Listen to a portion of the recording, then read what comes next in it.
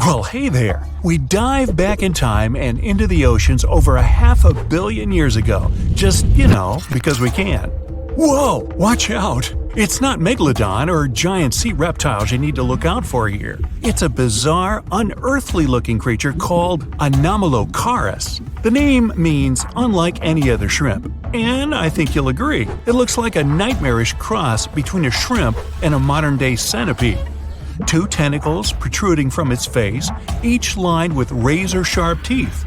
Oh yeah, and this thing was about the size of your leg. With a wave-like movement of the flaps on each side of its body, it was graceful for a terrifying creature. It was also more advanced than any other life on this planet at the time. Especially those huge eyes. You have only one lens in each of yours. This giant shrimp had 16,000. That's 4 times more than a common housefly. And you know how good their vision is. Good enough to dodge that swatter every time. All this allowed Annie to become one of the first animals on this planet to feed on others. Yep, here it is. Earth's first hunter. Its favorite meal? Trilobites. Hey, try a bite. Those are the ancient ancestors of crabs. Some of their fossils have marks on them in the same shape as the monster shrimp's mouthparts. Terrors of the past like this got to be so giant thanks to more oxygen in the atmosphere. A perfect example of this, Meganeuropsis. Imagine a dragonfly. Now make it as big as a cat, and with a wingspan longer than your arm. Megan, the monster-sized dragonfly, could easily grab other insects or even small animals, and she ruled the air with quick movements. Back then, there were still no large birds or other airborne enemies for this behemoth bug, so it was safe and free to grow as large as this planet would allow. Piranhas of the past were also jumbo-sized. Mega piranha was about 3 times the size of the river terrors we have today. Its bite force was about the same as a tiger's, and those striped kitties bite down 2 times harder than lions. That means it probably not only dined on other fish and any land creatures that, got too close to the water, but it could also easily crunch down on large turtles and other unlucky shelled creatures. And fun fact, modern-day piranhas bark like dogs when they're about to enter a confrontation. It actually sounds more like a frog's ribbit. But makes you wonder, what did this mega-sized ancient cousin sound like? A bear roaring? How about giant sea scorpions the size of your bed? Go back about 460 million years, and you'd see them swimming under you. And watch out for that tail.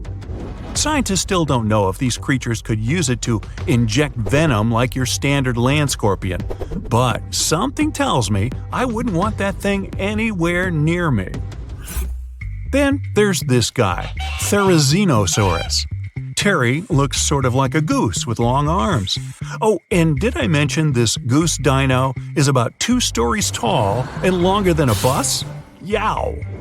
Its arms make the T-Rexes look even more bite-sized, each 8 feet long, almost triple the length of T-Rexes.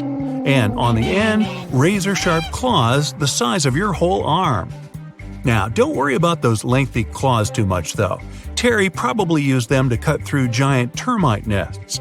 So, this huge reptilian goose was more interested in eating bugs and plants. Another mega monster for you, Megatherium. The giant ground sloth could look a giraffe straight in the eye and weighed as much as a hippo. It moved mainly on its hind legs and used its massive tail as support. He had huge paws with colossal knife-sized claws.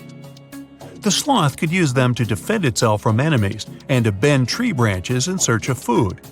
But the biggest danger to the giant ground sloth wasn't dinosaurs or saber-toothed tigers. It was our own species. Yep, humans showed up just in time to meet this fellow and to, eat him up.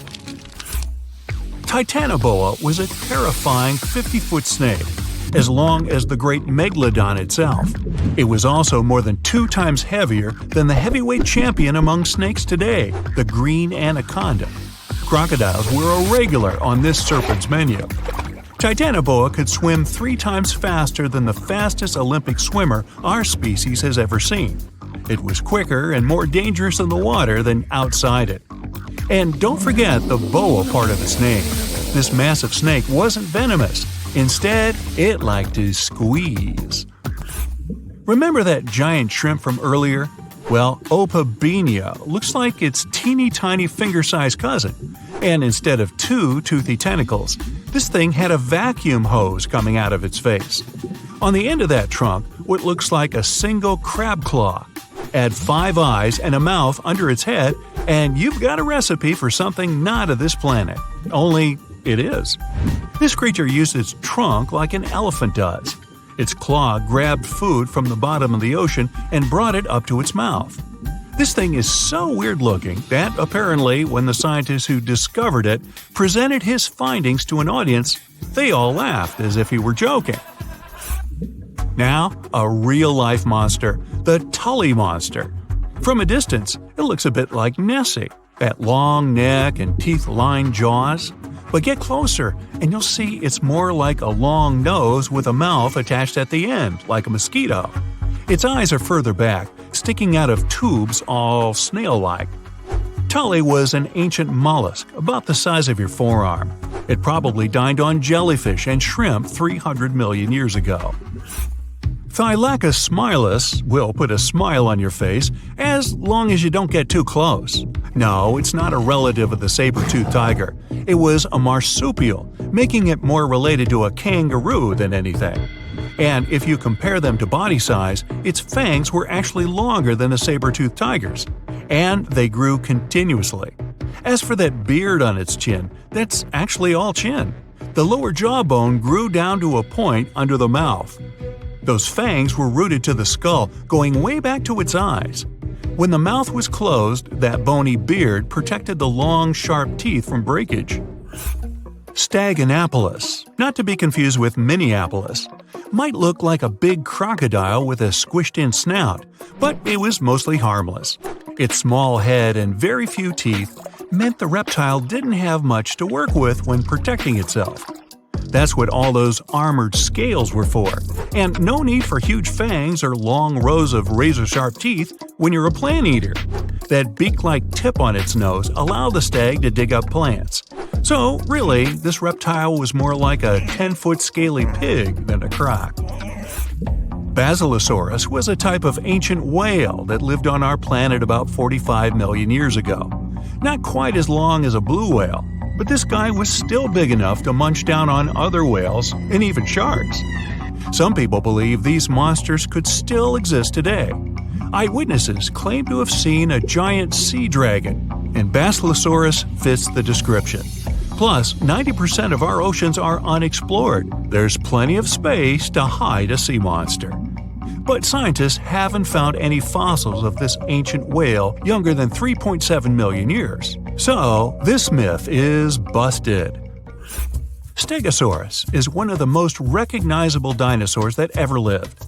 It can easily be distinguished by those huge spikes on its tail and the bony plates on its back. It was twice as long as a giraffe and nearly 5 times heavier. But compared to its body size, it had the world's smallest brain. It was no larger than a dog's. Pelagornis had the largest wingspan of any bird ever discovered.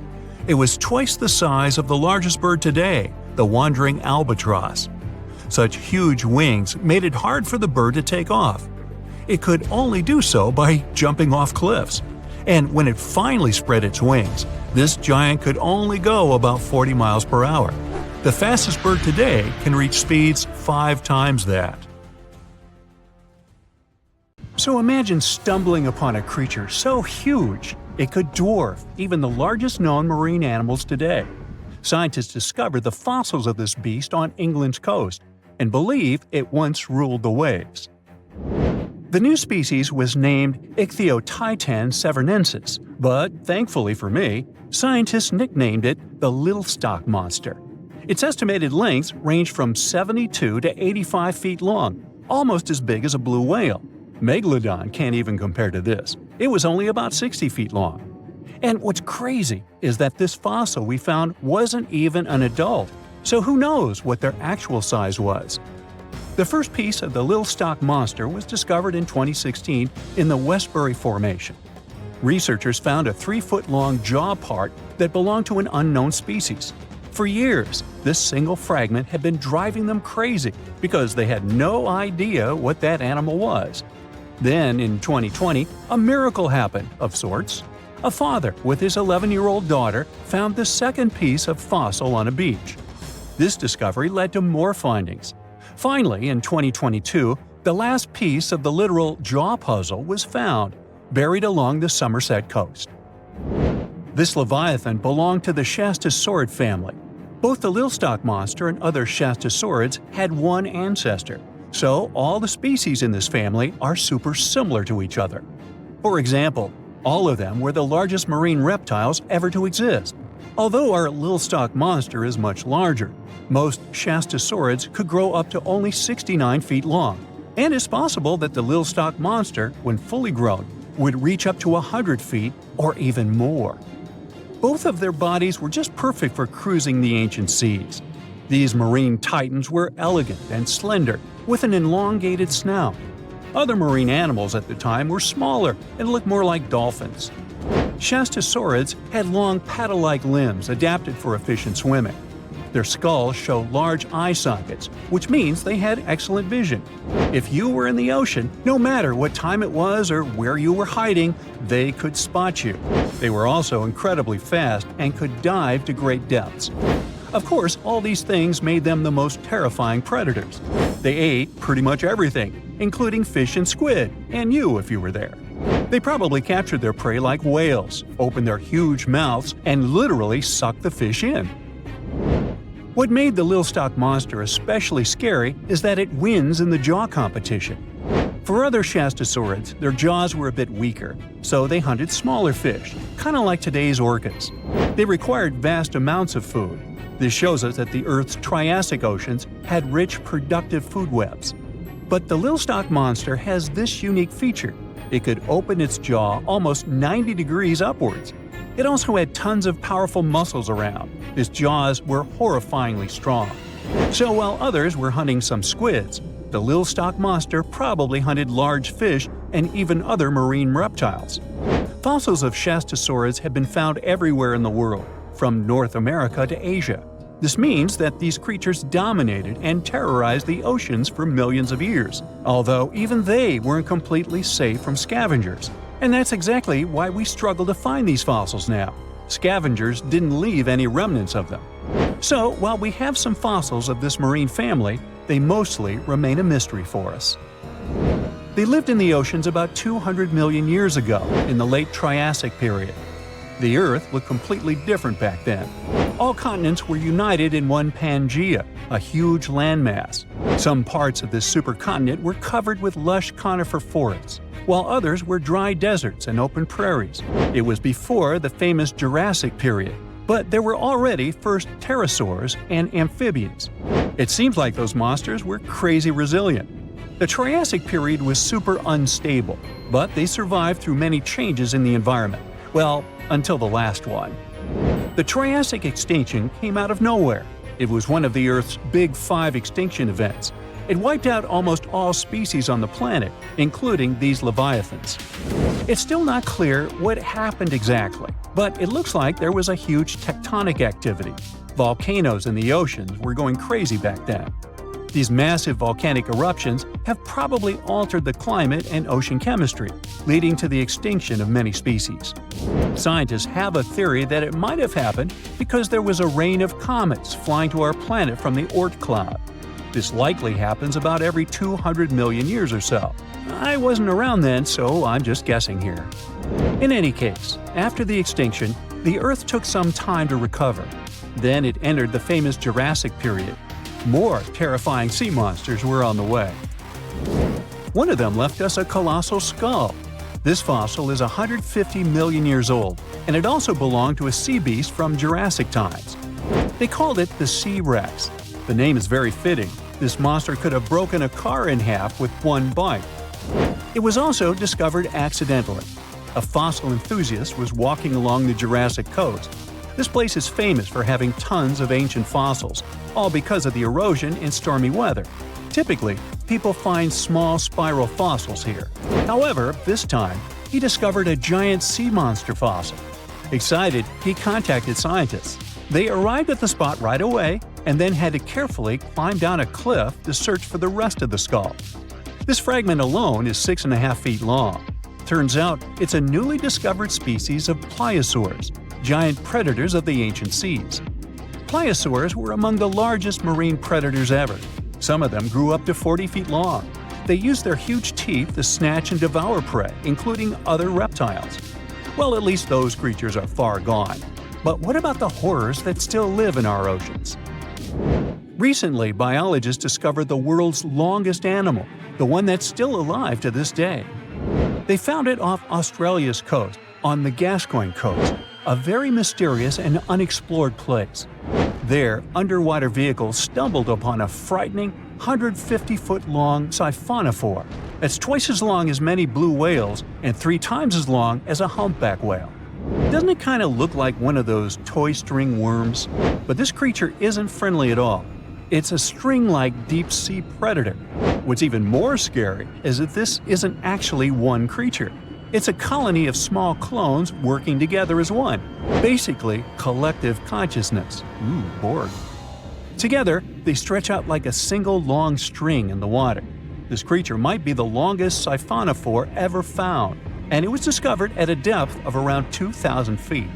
Siphonophores, similar to jellyfish, capture their prey by dangling stinging tentacles in the water. When their tentacles touch small crustaceans and fish, they get paralyzed, and then they're reeled up to the colony's body. Expeditions to Western Australia's underwater canyons were definitely worth it. Together with that siphonophore, scientists have discovered up to 30 potential new marine species. Among them were a new octopus or squid, a long-tailed sea cucumber, glass sponges, and giant hyroids, colonies of animals resembling upside-down jellyfish. None of them have been seen before in Australia. But most of them weren't as scary as the one that was recently discovered in the Gulf of Mexico. This creature is straight out of a sci-fi thriller, a 26-foot-long mangapinna squid or bigfin squid. It was discovered near an offshore oil rig at a depth of more than 7,800 feet. It has incredibly long elastic tentacles, which can be 15 to 20 times longer than its body. It holds them at right angles to its body, making it look even creepier, almost as if it has elbows. And yes, it's another deep-sea predator. These 10 tentacles probably help the squid trap their prey and drag it onto the seafloor. We barely know anything about this extraterrestrial-looking creature because they're very hard to find and study. And if you think their tentacles are awful, just check out these creatures with 20 arms. This thing looks like a facehugger. This new species is lurking in the frozen depths of Antarctica.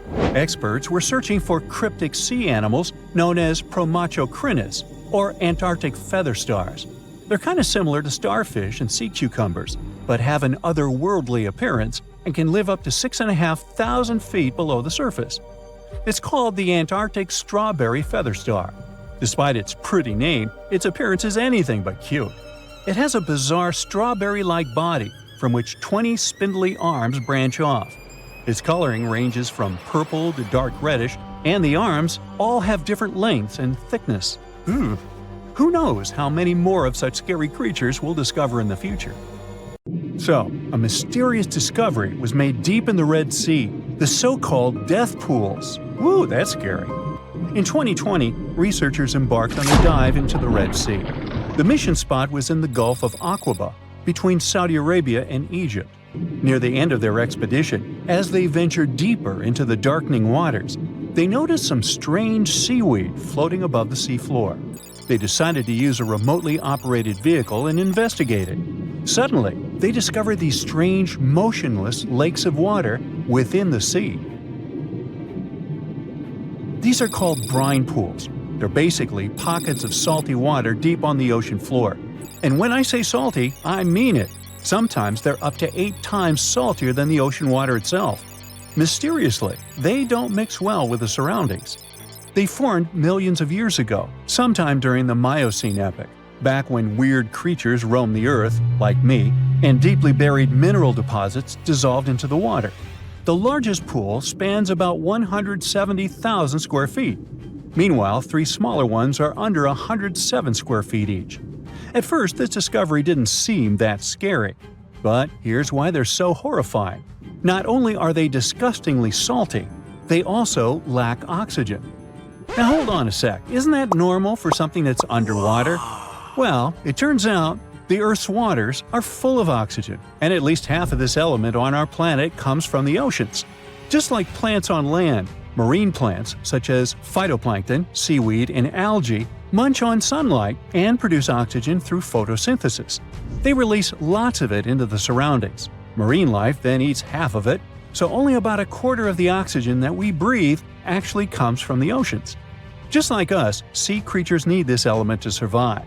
Without it, they can't breathe and support their metabolism to live. That's why these pools are super dangerous for most of them. It's like a puddle of thick syrup for bugs. When they get in, the poor things immediately suffocate and pass away. Which is why the pools are surrounded by a graveyard of marine animals. But let's see how these things can exist in the first place. Have you ever tried making ice cubes from salty water? Spoiler, it's pretty hard. When you add salt, the water gets harder than usual to freeze, a phenomenon that has a funny name, freezing point depression. Oh, that's because salt interferes with the hydrogen bonds between water molecules. As it finally freezes, stuff like particles, dirt, or dissolved salts get pushed out to the sides. As a result, the salt's kind of squeezed out of the ice crystals and gets trapped near the edges in small bubbles or pockets.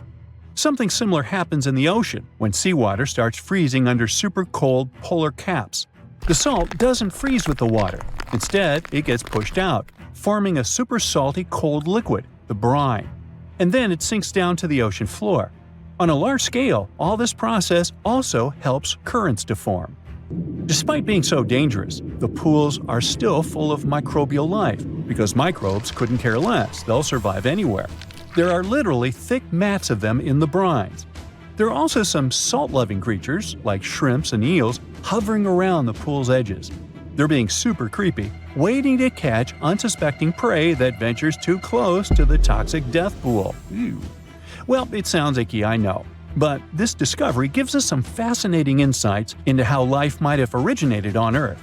We already know from the evolution theory that we came from the ocean, but now scientists think that life might have begun in the deep sea in some super dark, oxygen-free places. These brine pools are like time capsules. They're one of the closest things we've found to the early Earth. They can tell us the planet's history of earthquakes, floods, tsunamis, and more. For example, they have some traces of rainfall that happened over 1,000 years ago. And they can also help us search for life on other water-rich planets. For example, Mars most likely used to have huge oceans on it. Now, NASA scientists want to send a special instrument called HABIT for a special red planet mission to study things similar to our brine pools. This will tell us more about how life appears and survives in the universe. There is lots of unexplored fascinating stuff like this in the Red Sea. That's why scientists conducted the so-called Decade Expedition and spent around 5 months exploring the place. This expedition was launched by the National Center for Wildlife. They made so many remarkable discoveries that now we've got 77 new research papers. For example, they found over 10 blue holes, incredible underwater sinkholes that host unique ecosystems. They also learned that dolphins can use those blue holes to protect their young from predators. Scientists also found traces of great white sharks, a creepy community of deep-sea lanternfish living in low oxygen conditions, and even a new coral species. It's the most resilient deep-sea corals that also vibe just fine without oxygen, like microbes we mentioned. Speaking of which, research also showed us some new ancient thermal vents and large blobs of microbial formations near Farasand Island. Now, can you believe that with all that, we only explored 5% of the ocean? It's divided into several layers based on depth. Each layer becomes darker and more isolated from sunlight as we go deeper. The places that no sunlight can reach are terrifying. Now, the fun, cute layer with dolphins and turtles is called the epipelagic, or sunlight zone. It's so tiny, but even this layer is about 650 feet deep. Then we have the mesopelagic, or twilight zone. It's the lair of mysterious octopus, shark, and other loners, which extend to about 3,000 feet down. And then, the horrors begin after this one. We encounter the bathypelagic, or midnight zone. It extends to 13,000 feet below the surface, about a half of Everest above you. Here we have the famous poor blobfish, squids, and anglerfish. Below it is the abyssal zone. It extends to about 20,000 feet deep. Since there's not much sunlight or oxygen, as we mentioned, most creatures here are quite small, like tube worms and shrimp. The darkness continues until we arrive at the scariest place of the planet, the place full of trenches formed by tectonic plate movements, the Hadal Zone. It's named after Hades, the deity of the underworld in Greek mythology. Just like Hades' realm is dark, remote, and guarded, the Hadal Zone is the deepest and most depressing part of the ocean. It starts at depths of around 20,000 feet and can go down to 36,000 feet and more. The famous Mariana Trench also belongs to this zone. Only 3 people in history have ever explored these depths in person, making it one of the least explored and most mysterious places on our planet. However, despite crazy high pressure, near freezing temperatures, and complete darkness, there are still things who manage to survive here. Guys like amphipods, which are critters who feed on dead material sinking from above, and the Hadal snailfish, which lives as deep as 27,000 feet. So scientists used to assume that if there's no sunlight, there wouldn't be that much oxygen around. But one day, a research team decided to measure the levels of oxygen in one of those deep zones. Surprisingly, the levels were super high. They checked the equipment thinking that it was malfunctioning, but nope, all the sensors showed the same thing. Turns out the oxygen was somehow generated by rocks. These small potato-sized rocks on the seafloor are called polymetallic nodules. They're rich in metals like copper, nickel, and cobalt, and they're basically like small batteries. When you put a battery in salt water, it can produce bubbles of gas, a process called electrolysis. In the same way, these rocks create tiny electric currents, which are powerful enough to produce the same gases, splitting water molecules into hydrogen and oxygen. It's the first time we saw oxygen being produced by some non-living minerals. This is what scientists now call dark oxygen. It turned out that about half of large marine species, or megafauna, were living just on dark oxygen alone. All these discoveries are reshaping our understanding of where and how life could evolve. It means that we might be able to find life on other planets or satellites with low oxygen conditions, like Enceladus and Europa, the moons of Jupiter and Saturn, and they have large bodies of frozen water on them. Wow! If you're a fan of Dr. Pimple Popper, you're probably freaking out right now, itching to squeeze out every little blackhead from those lip contours. But this is actually a hill formation that you can find in Garb, Sudan.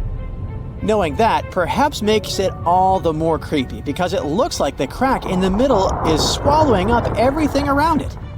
This black hole scenario brings to mind our next stop, Vostok Island. This eerie spot is a 59-acre coral atoll situated in the southwestern Pacific Ocean, about 400 miles northwest of Tahiti. If you check it out on Google Earth today, it looks like it's been totally blacked out, sparking all sorts of wild theories. People keep saying that this place is some top-secret base, or even a fictional island straight out of Lost. But what we see here is actually just a dense, dark green forest made up of Pisonia trees. Since nobody lives there and hardly anyone ever visits, the island is pretty much untouched by humans. This massive star, or mandala, is situated just outside Beatty, Nevada. It has got the internet all puzzled, with people trying to figure out if it's evidence of some kind of extraterrestrial activity. To add to the mystery, this spot is right by the Tonopah Test Range, which is also known as the famous Area 52. Despite its creepiness, it's probably just one of the thousands of crop circles that gained fame after Google Earth came along. This spiral formation right here is also located in Nevada, and it definitely looks like another chilling crop circle. But things get even stranger if you use the street view option. As you zoom in closer and closer, you'll notice that it's made up of carefully arranged rocks. This labyrinth, so to speak, is part of an open-air museum situated in the ghost town of Rhyolite. And if that's not creepy enough, take a look around and you'll see dozens of eerie men in white cloaks. Despite their lifelike appearance, these silhouettes are actually statues from an installation created by a Belgian artist in the 80s. Even stranger than stumbling upon a large circle on the ground is finding a bunch of them. Our next location in Wyoming is filled with peculiar circle structures to the point where it's hard to count them all. During the 20th century, this U.S. state shifted from a farming economy to an industrial one, dominated by the extraction of oil, gas, and coal. So, these circles are likely remnants of a tank farm. I mean, places where oil storage tanks used to be located. If you want to avoid nightmares, I highly recommend not searching for the mausoleum of Emil Becker in Poland. If you happen to find it by using the Street View mode, prepare yourself to face an abandoned place with the most terrifying sculpture there is. Oh, the creeps. Keeping on the spooky side, let's head to an isolated corner of Kazakhstan, where you can find a pentagram etched into the Earth's surface. This formation is huge, measuring roughly 1,200 feet in diameter. Before you jump to conclusions about this formation being related to some kind of underworld deity worship, it's worth noting that the pentagram actually turns out to be the outline of a park designed in the shape of a star. The star shape is marked by roadways, which are now lined with trees, making the star shape even more distinct in aerial photos. You can spot this peculiar symbol from quite a distance. At first glance, it might even resemble an otherworldly alphabet, as if a highly intelligent civilization is trying to send us an alert message. But this mystery is already solved. We are in De Hoge Veluwe, a Dutch national park located in the province of Gelderland. And these lines are actually part of the park's logo. Search for these coordinates to find what looks like a land formation straight out of an extraterrestrial landscape, or perhaps a set from Avatar. This place, located in Inner Mongolia, China, is believed to be a granite mine. But it's a bit of a mystery why it has such a striking blue tone on Google Earth. If you check it out on Microsoft Bing Maps, for example, the same location appears in a much more natural tone. In the Australian outback lies a massive geoglyph known as the Maori Man. Discovered in the late 90s, it appears to represent an indigenous Australian man hunting with a boomerang or stick. The figure stretches for more than 2 miles in length and about 1.6 miles wide. It has deep furrows carved into the ground, which adds to the complexity of its formation and origin. Despite efforts to uncover its purpose, its origin is still a mystery. This is Desert Breath, located in the Sahara. Like many things you have seen in this video, this formation also sparked speculation about it being created by extraterrestrial beings. But a quick Google search clears up that mystery. It turns out this is an art installation created by a group of 3 Greek artists back in 1997. They went all out, moving around a whopping 280,000 square feet of sand and even creating a large pool in the middle of it. Egypt still holds many mysteries, and you can explore them yourself with Google Earth. That's how some people stumbled upon this striking triangular-shaped plateau and immediately jumped to the conclusion that they discovered a hidden pyramid. However, experts quickly dashed their hopes. They believe there's no plausible explanation for a pyramid to exist in this area, located 8 miles west of the Nile Valley edge in Upper Egypt. This discovery is likely nothing more than a hill that has suffered the effects of erosion, combined with a heavy dose of wishful thinking. In some cases, nature itself is responsible for creating frightening sculptures, like the Badlands Guardian in Alberta, Canada. If you look at it from above, you'll notice not 1, but 2 human heads emerging from the landscape. These gigantic beings were sculpted by rainwater erosion on layers of clay-rich soil. Ironically, additional human-made structures give the impression that this one is wearing wired headphones. It seems that deserts are a prime spot for discovering strange images on Google Earth. So our next stop is China. In the Gobi Desert, you'll come across zigzagging white lines that look kind of random. The first challenge for armchair experts was figuring out what these structures were made of, as it's hard to tell if they're painted on or dug into the landscape. There's still a lot of speculation about it on the internet, but the most plausible explanation is that this structure is used for calibrating satellites. This way, satellite cameras can focus on these large grids to orient themselves in space. Check out this intact plane that seems to have sunk beneath the ocean off the coast of Crooked Island, Bahamas. Some viral videos claim it's a crashed plane belonging to the infamous Pablo Escobar. The truth is that something lying on the bottom of the ocean can't be that visible, so it's more likely that it's a plane that was actually flying when Google captured these images. However, there is a strong belief that Pablo Escobar did have a plane that crashed nearby, but it was in another part of the Bahamas known as Norman's Cay. You can still spot it in shallow turquoise waters. Just search for Norman's Cay sunken plane, and there it is. If you're convinced that extraterrestrials are already among us, then go ahead and type in these coordinates on Google Earth. Explore the area using Street View, and wow, what is it? Of course, we're not talking about visitors from other planets, but this shadow of a gigantic creature still gives me the creeps. Turns out, it's just a person lugging around one of those 360-degree Street View cameras tucked away in a trekker backpack. So hey, if you take a good look around Google Earth, you might stumble upon more of these elongated necked beings walking around the globe. There are plenty of fish in the sea. Some of them look totally like Nemo or Dory. Then there's the butterfly fish and fancy guppy, which is indeed really fancy. And then there's... what on earth is that? I would definitely not pay for a diving experience to see this guy. The anglerfish has the unofficial title of the ugliest animal in the world, but I wouldn't dare to break that news to it.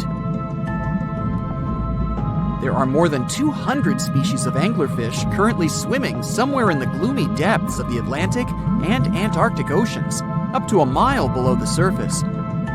Some of them prefer different living conditions, the shallow tropical environments. Different kinds of anglerfish vary in shape and size, from the famous black sea devil to frogfish, monkfish, football fish, goosefish, batfish, and sea toad. The larger ones can be half as long as a full-sized bed, but most are less than a foot long. Since the choice of meals where these guys live isn't that huge, they had to come up with a unique hunting strategy. They don't waste their priceless life energy on following prospective prey. Instead, they use a piece of dorsal spine that sticks above their mouths like a fishing pole, hence the name of the fish. There's a sac of bioluminescent bacteria that glows brightly in the dark at the end of that rod. The light lures prey, and all the anglerfish has to do is wait, and then enjoy its lunch delivered right to its mouth. Their bodies are pliable and huge, so they can easily swallow prey twice their size. Deep-sea anglerfish eat whatever they can find. Species that live in more shallow water aren't picky either, and can eat anything from shrimp to snails and small fish. Only female anglerfish have the cool fishing rod feature though. So what about their males? Finding a soulmate deep under the sea isn't that easy. I mean, literally, there's no light down there. Plus, there are frigid temperatures and low oxygen levels. Anglerfish can't afford to go on many dates in those conditions, so they mate for life. And before you go aw about it, I have to tell you, they do it in quite a special way. Male anglerfish are much smaller than their ladies. The contrast is so striking that when researchers first got interested in their love life, they thought those males were actually the offspring, or larvae, hanging out next to their moms. Certain anglerfish male species have receptors that alert them that there's a female nearby. After they mate, the male bites into his woman and stays attached to her head, belly, near her tail, and other areas he can access. While they morph together forever, The female fish gets the male's cells, DNA, and reproductive organs, but loses her immune response cells. The male gets free permanent housing and nutrition. Given the current real estate prices, it sounds like a dream. But that accommodation is shared by up to 8 males, and they can't move out if they ever feel like it. You're unlikely to meet this deep-sea fish in real life, but if you meet an anglerfish in your favorite video game, remember that you can easily outswim it and make it kinder to you with tranquilizing arrows. Once you befriend it, the anglerfish can be your scout and help you discover new areas with its bioluminescent pods. Back in the real world, down in the twilight zone of the ocean, about 650 to 3,300 feet down, the anglerfish isn't the only creature you're lucky you'll probably never meet. Many of the locals look like they come straight out of science fiction or horror movies, but that's because they had to adapt to this dark, deep world. I did my best to get you prepared for the creatures you're going to meet, starting with the common fangtooth. They spend most of their lives deep down, but at night, they move toward the surface to snack. These guys are more active than most other deep-sea dwellers. They don't wait for food to come their way, but actually follow it, and then get it with their long, hungry teeth. They don't have a built-in light bulb like the anglerfish, so they've developed a great sense of smell and use as much sunlight as they can get there in the depth to get around. Sometimes, even the shadow of a passing by prospective prey is enough for them to switch to action mode. And though they don't look too charming, they're completely harmless to humans if you ever run into one of these guys. Stoplight Loosejaw sounds like a great name for an alternative band, but it's actually another deep-sea resident with sneaky hunting habits. It has special light-producing photophores under each eye. They emit green and red light like a stoplight, hence the name of the fish. Unlike other fish, these guys hardly ever leave the twilight and midnight zones. Their lower jaw is a quarter of the total body length, and the stoplight keeps it open all the time, hoping to get some lunch. It looks like a ferocious predator, but mostly prefers zooplankton with an occasional dessert of shrimp, krill, and fish. I'm sure you didn't expect to meet a hybrid of an eel and a bird, but here it is! The slender snipe eel has a beak, much like that of a bird, with curving tips. The beak is equipped with tiny hooked teeth that the eels use to catch the antennae of delicious shrimp. And it sure is slender, stretching up to 5 feet and weighing only a few ounces. Scientists don't know all of this guy's secrets, since it's pretty tricky to study in their natural habitat. But it looks like they only produce offspring once in a lifetime, and then pass away. Glass squids like to take it easy in life and literally go with the flow. They're filled with a solution which is lighter than water, so they don't have to make any effort to move around the deep sea looking for food and partners. These creatures are transparent, so they blend into any landscape and don't even cast a shadow while moving. Talk about a great survival tactic. If danger finds it anyway, it can transform into a lumpy ball, pushing its head and tentacles into its mantle cavity. It can also release ink into the mantle and go from transparent to black.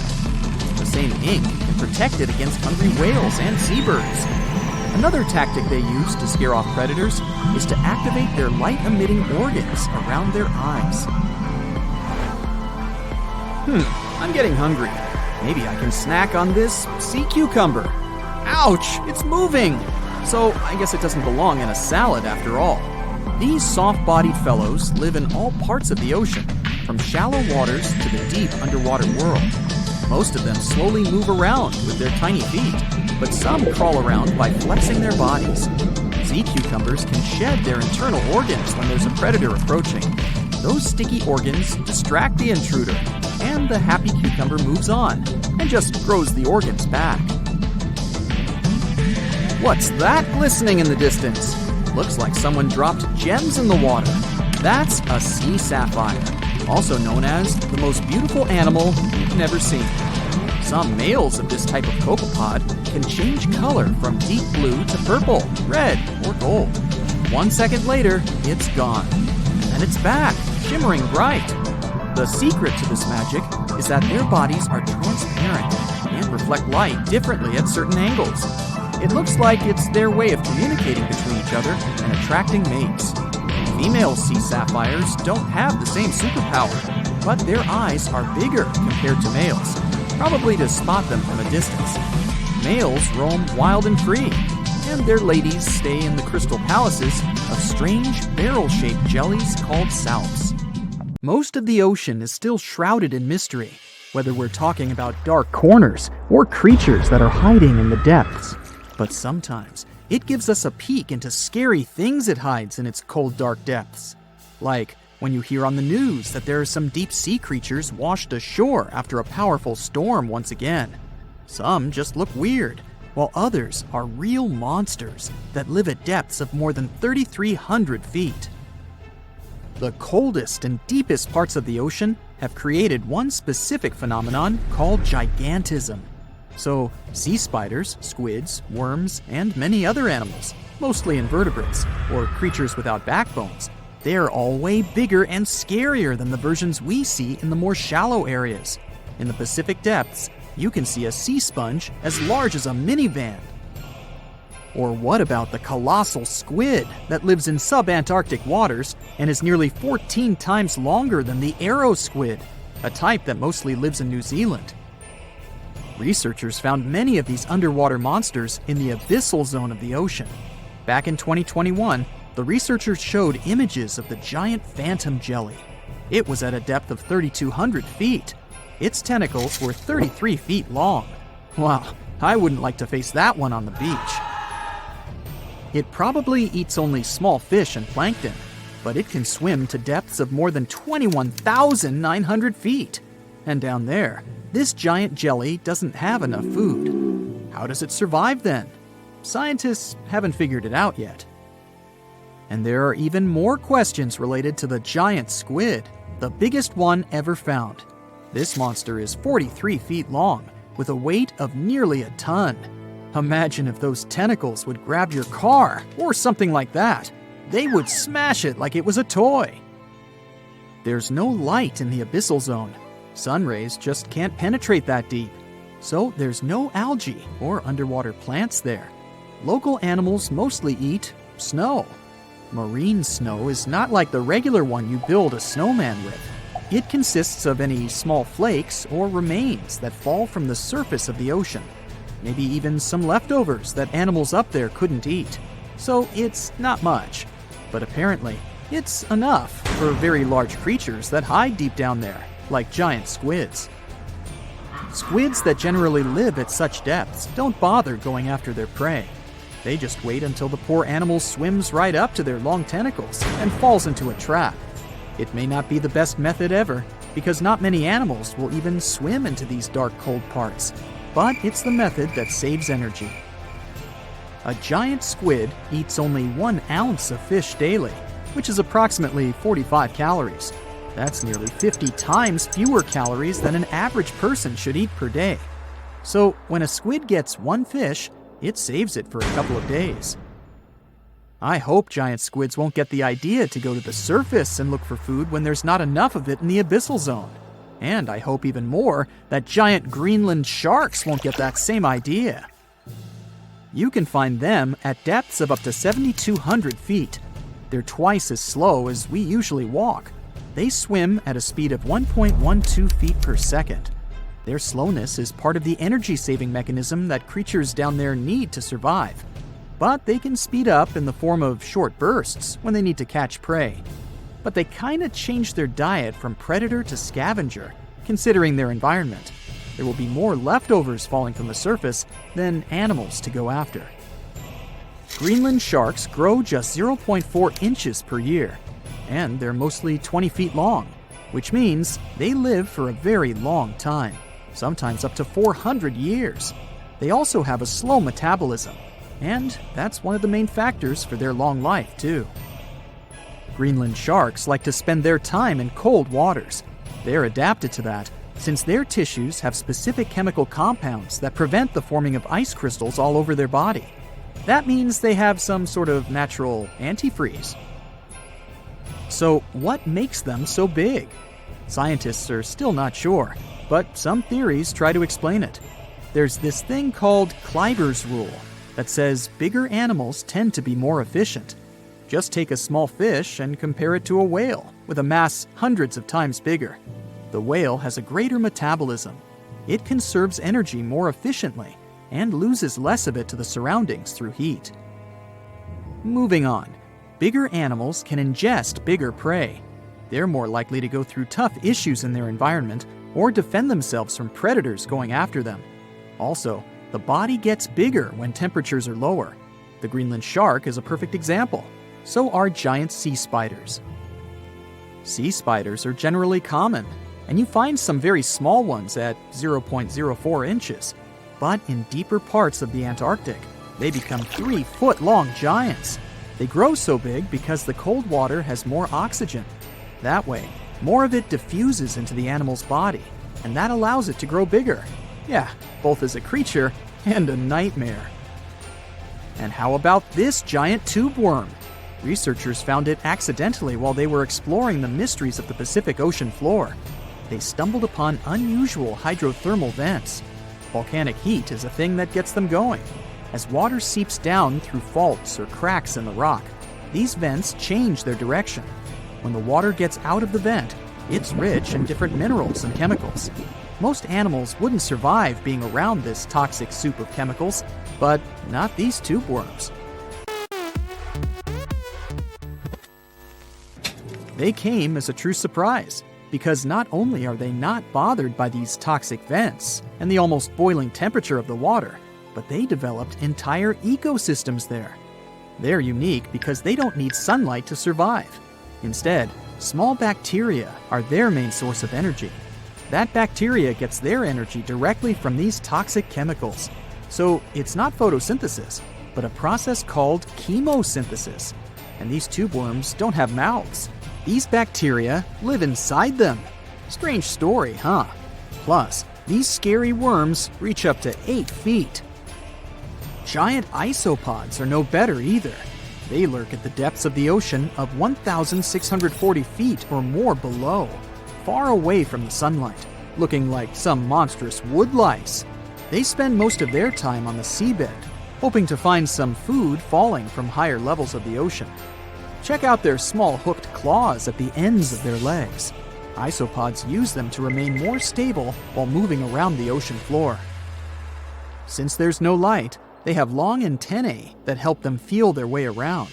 These sensory antennas are about half the length of their body. Giant isopods have pretty big eyes compared to their body size, too. They can grow over 12 inches from head to tail. And these fellas are really patient. Remember how we said animals down there rarely get food? Sometimes they need to wait for years to get a proper meal. That's why their metabolism is amazingly slow. 5 years later. They can go for 5 years without eating anything. Imagine that. I get hungry just talking about this. In 2006, a biologist did research to compare the differences between the shallows and the deep sea regions. He realized the deep sea mirrors the island rule. First, isolated parts of land develop biodiversity you won't find anywhere else. Second, small-bodied life there grows much bigger when it's isolated, compared to life on large land masses. Resources are limited, but also competition and predators. And we don't know much about these deep-sea creatures. It's too expensive and too complicated to carry out such research. So we'll just wait for more raging storms to show us at least part of the monstrous world cold ocean depths hide. Wanna high-five a sea creature? Well, put your hand up for the Tasmanian red handfish. This fish doesn't swim like a fish. It walks. It uses its flipper-like hands to stroll around on the ocean floor. These bottom walkers are disturbed by swimmers and boats a lot. Some people even want to take them home as pets.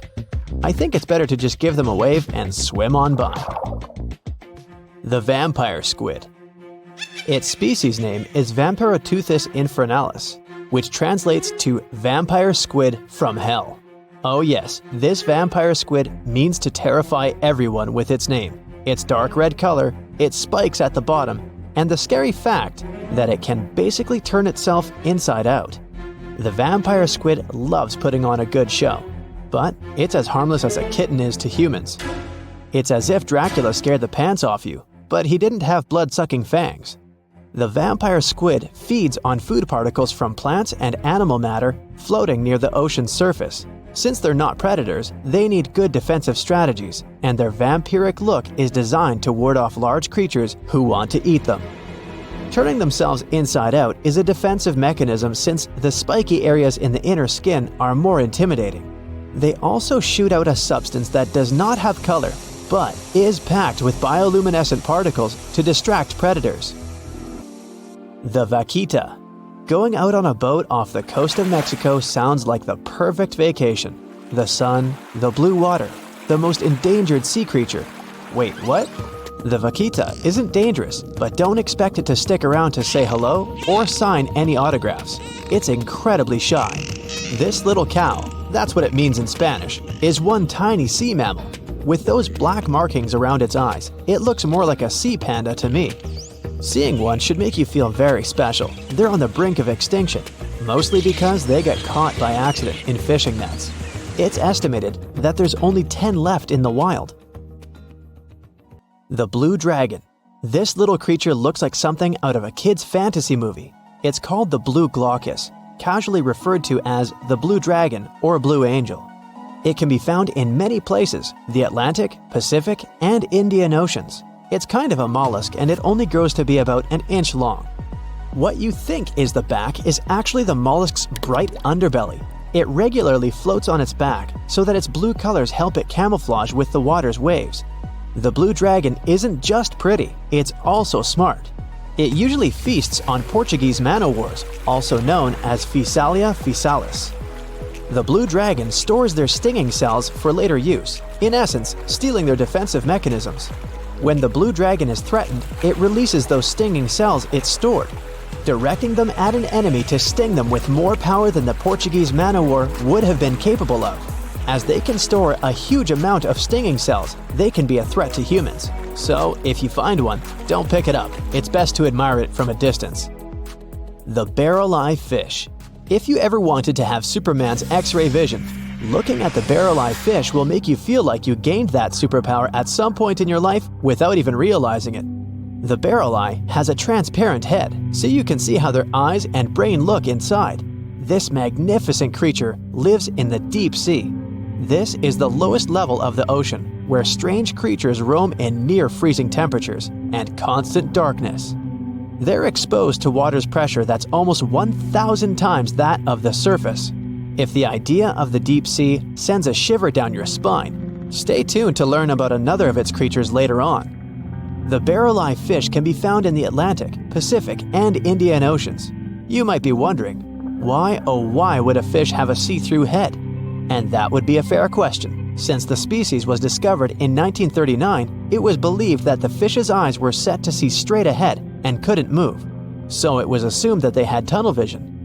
Scientists Bruce Robinson and Kim Reisenbichler from the Monterey Bay Aquarium Research Institute recently discovered that the fish can move its eyes vertically to see through the top of its translucent head, thus noticing if there are predators or prey nearby. The transparent head also allows more light to enter so they can detect prey better.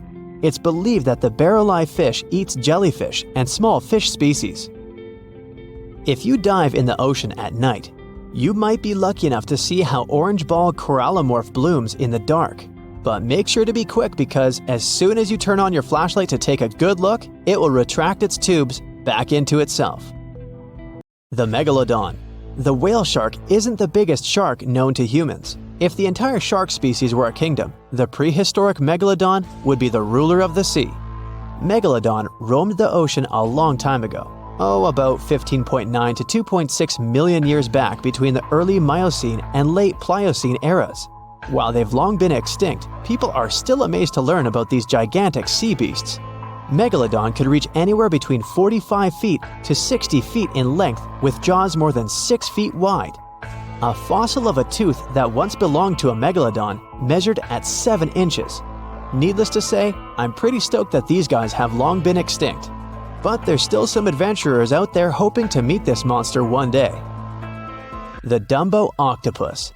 This adorable creature, or creepy creature, or however you want to see it, is officially called Grimpoteuthis. More casually, it's referred to as the Dumbo octopus, named after the Disney character.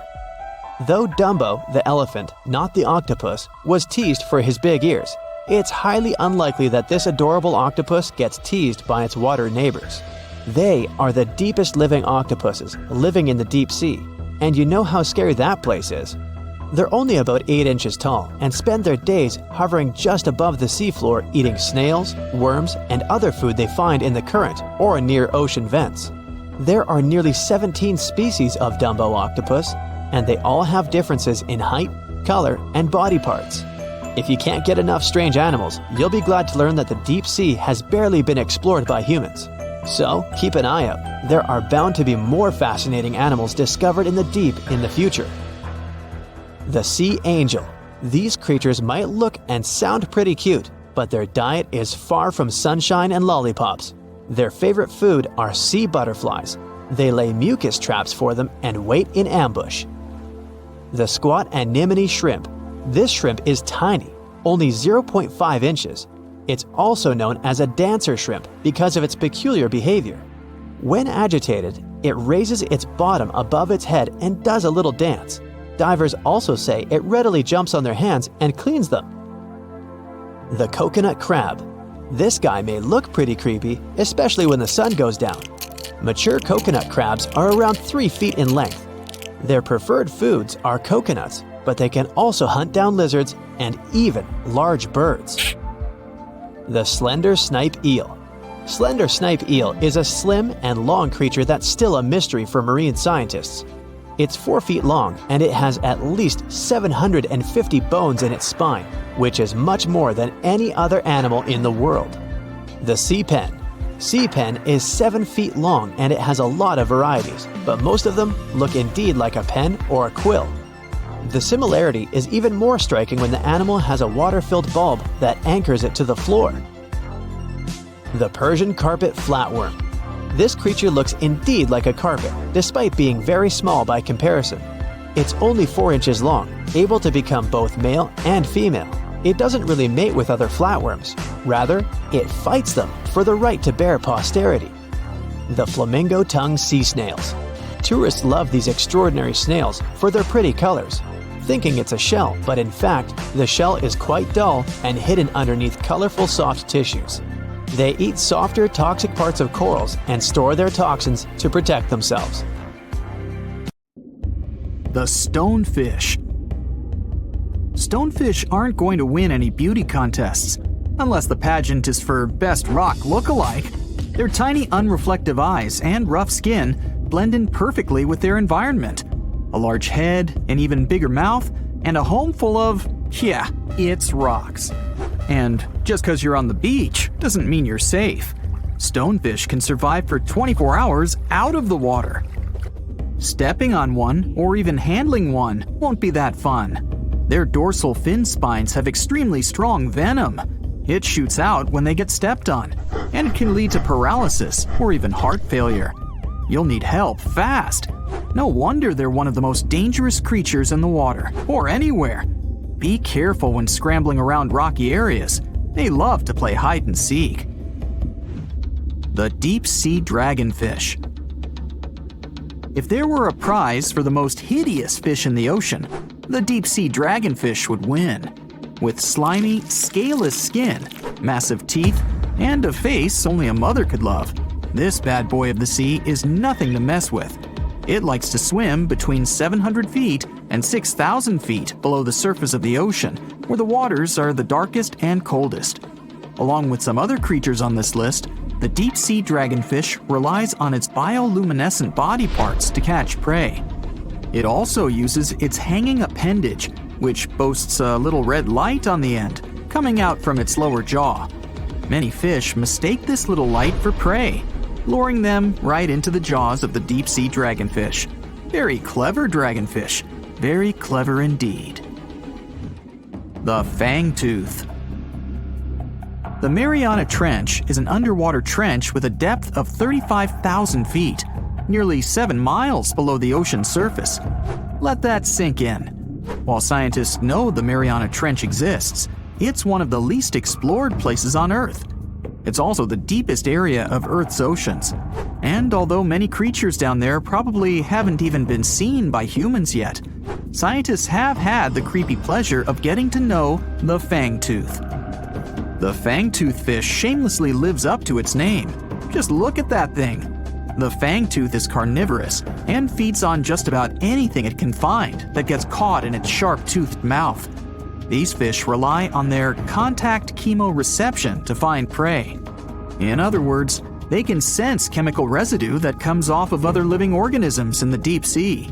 This is because they don't have any light-producing cells on their bodies, unlike many other deep-sea fish. On top of all that, it's pretty dark down there, so whatever crosses their path, they chomp on. While these guys look pretty scary, they're not a threat to humans. They only grow about 7 inches long. Even so, I wouldn't want to run into one of these things during a relaxing swim in the ocean. The Dunkleosteus. Strangely enough, this prehistoric fish, known as the T-Rex of the seas, had no teeth. Those were replaced with bony plates that allowed it to have the strongest bite among other monsters of its size. The goblin shark. If you thought the movies about sharks were scary, this next deep-sea creature will make you swear off going for dips in the ocean forever. However, it lives 3,000 feet underwater, so you'll never likely see it face to face. The goblin shark looks like a cross between a shark and a creature from your worst nightmare.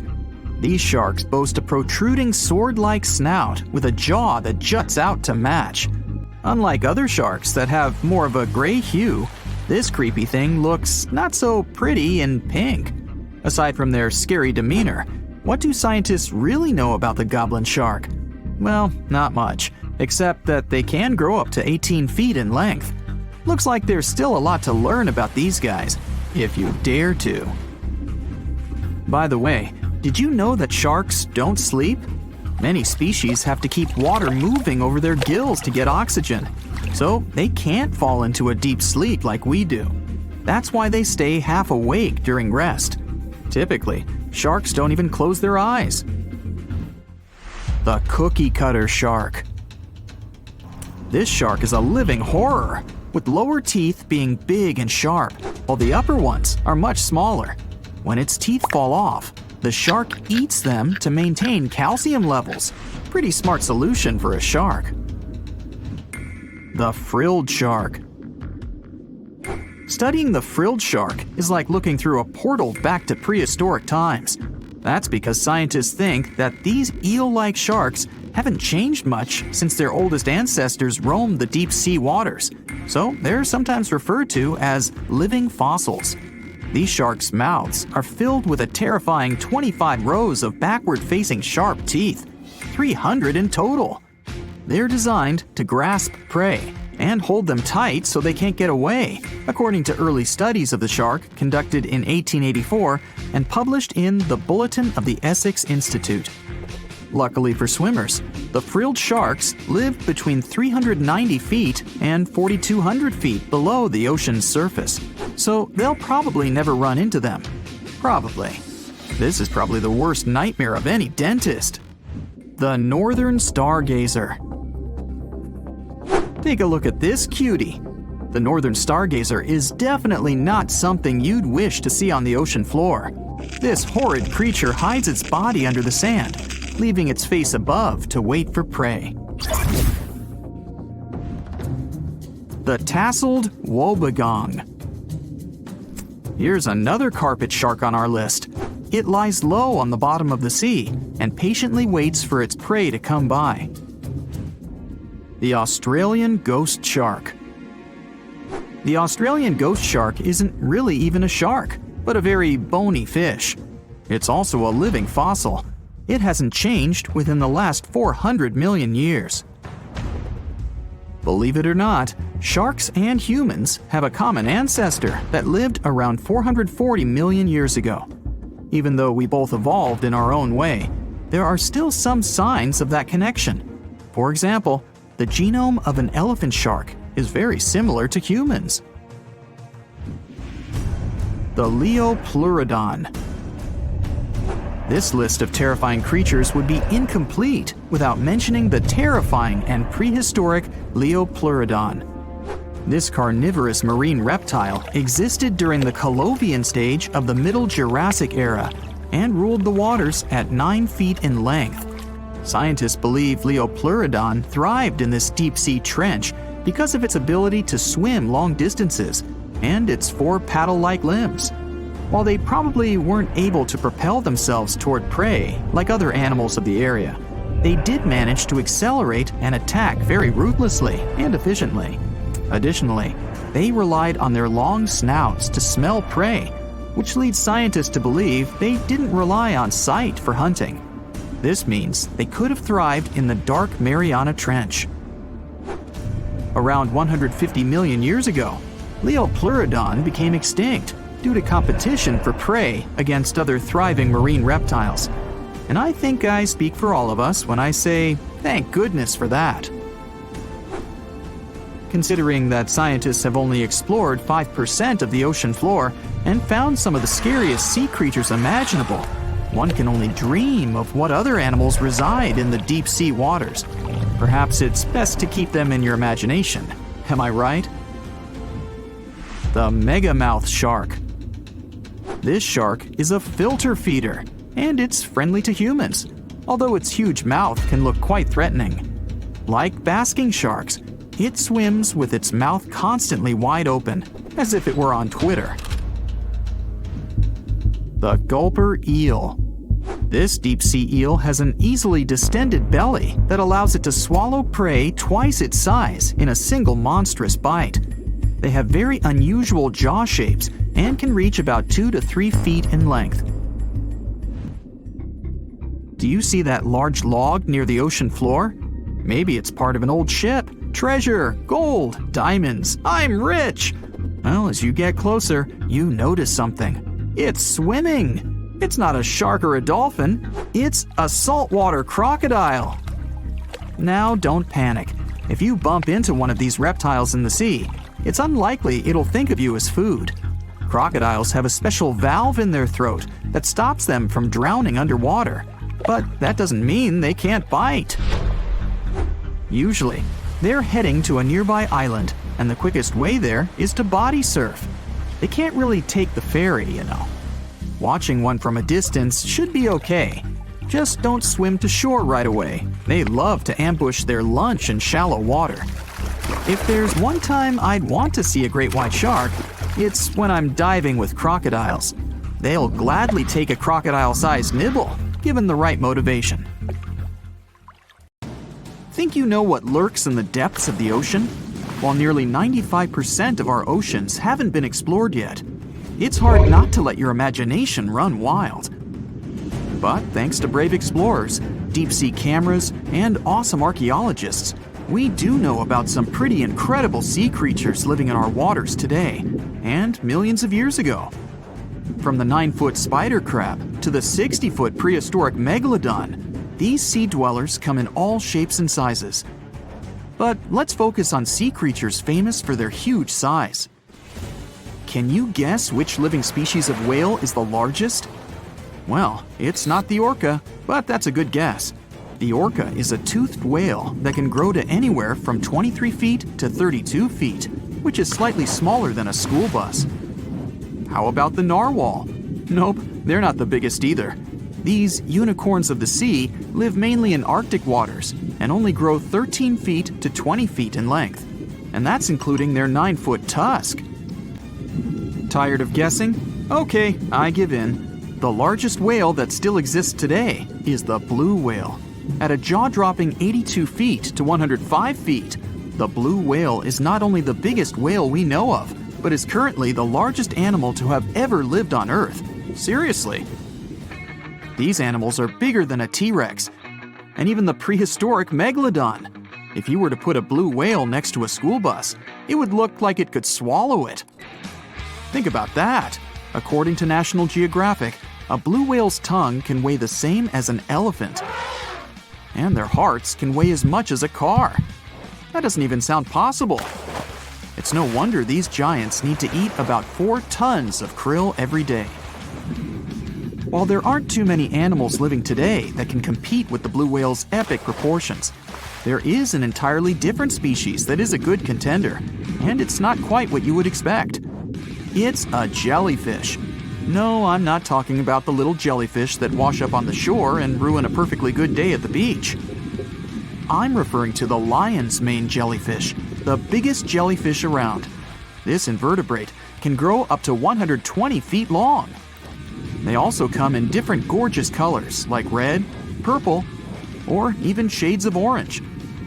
As if their length wasn't impressive, the lion's mane jellyfish boast a whopping 8 sets of 70 to 150 tentacles. That means they can have up to 1,200 in total. And here's the giant oceanic manta ray, the largest type of ray in the world. Their wingspan can be longer than a bus. These guys can reach 30 feet in length. They also have the biggest brain compared to body size among all fish. Unlike their stingray cousins, mantas don't have venomous tails. And while the lion's mane jellyfish and the blue whale are yet to be beaten for the longest sea creature, there is one marine creature that can grow even larger in length. The Portuguese Physalia physalis, tentacles and all, can reach a length of 165 feet long, and that's according to mentalfloss.com. While this thing may look a lot like a jellyfish, it's actually known as a siphonophore, and there are hundreds and sometimes thousands of them that are genetically identical. Their long tentacles help the organism catch prey, and its sting is fatal to most animals, even humans in some cases. What's even creepier is that if one of the tentacles comes off the organism for whatever reason, it can float around the water for days before decomposing. Even if it's detached, this tentacle can still sting you. But don't go running out of the ocean just yet. Your chances of being hurt by a Portuguese Physalia physalis sting are pretty slim. However, if you do get stung, the side effects aren't pretty, with welts, stomach cramps, an elevated heart rate, and an upset stomach. While you don't want to go anywhere near these long creatures, they sure are pretty to look at. Check out all those colors. The Shastasaurus is the biggest marine reptile that has ever existed.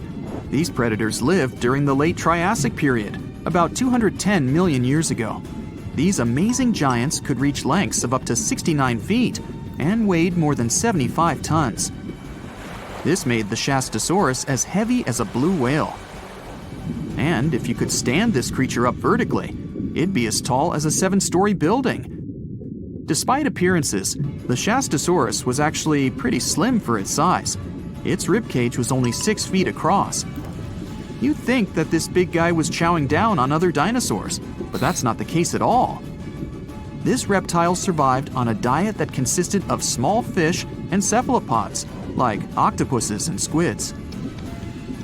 The Albertonectes is a bright representative of the plesiosaur family, meaning that this marine reptile had a small head on an incredibly long neck and large flipper-like limbs that helped it move through the water.